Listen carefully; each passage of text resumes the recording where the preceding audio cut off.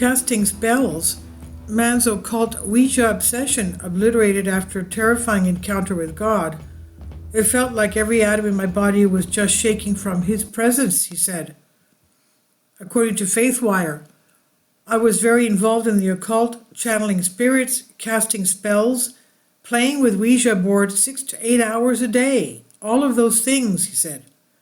That's how military veteran and artist Timothy Gagnon described his early years, explaining how he descended into evil practices as a young man. And now, decades later, Gagnon is on a faith-filled mission, releasing his illuminated Messiah Bible, an artistic look at the scriptures that depicts Jesus from Genesis to Revelation, with the artist creating 66 illustration panels that come together to create a life-size portrait of Jesus on the cross. The project is a major departure from his past interests. He says, I was raised in a kind of, for lack of a better word, Christian and Eastern Catholic family. He said of his background, we didn't really attend that much. Gagnon said he lived at the time as though God was not an important facet or priority in his life. When he hit the 6th grade, he recalled an oral report assignment he was given. Unsure of what to do, he went to the school library and stumbled upon books on the occult.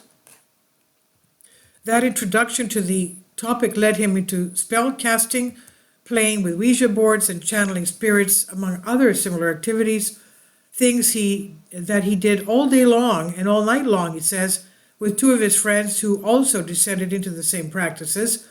Gagnon said these spells were not empty practices, that something happened when he would engage with the occult.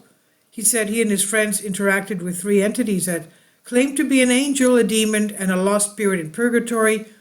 In the end, it was a true encounter with the demonic. He said, when I would cast spells, when we would channel spirits, we would experience supernatural events and things that we could not explain. It's like a drug, he said. One day, though, something happened that stopped him in his tracks. I was casting spells in my room and channeling a spirit, and I felt a presence that was greater than anything I had encountered before, Gagnon said, and I instinctively knew it was God approaching. He continued, he said, it was the Spirit of God that was approaching me, and I was terrified.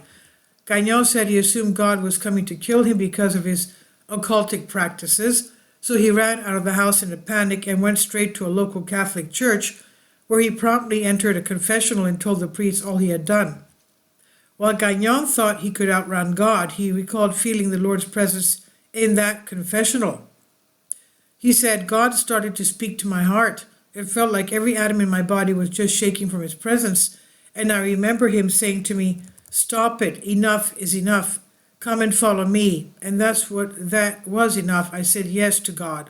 Gagnon said he immediately stopped all of his occultic activity and had a hunger for the things of God and the Bible. He said, and I had this encounter with Jesus. I had this born-again experience, but I did not know where there were words for that. The relationship intensified years later when Gagnon joined the military and met his flight commander, a Christian who started sharing his faith and witness to Gagnon. He gave me my first real Bible with no pictures in it, he quipped, and he started to teach me the Word of God.